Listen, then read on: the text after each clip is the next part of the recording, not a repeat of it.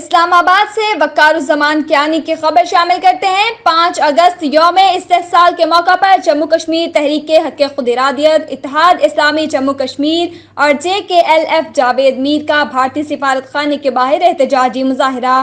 مظاہرے میں حریت رہنماؤں سمیت متعدد افراد کی شرکت۔ مظاہرین نے مقبوضہ جموں کشمیر میں لاک ڈاؤن اور بھارتی مظالم کے خلاف شدید احتجاج کیا۔ ہم لے کے رہیں گے، ہے حق ہمارا، زور سے نعرہ لگائے، ہم کیا چاہتے ہیں، ہے حق ہمارا، موتی سے لیں گے، ہے حق ہمارا۔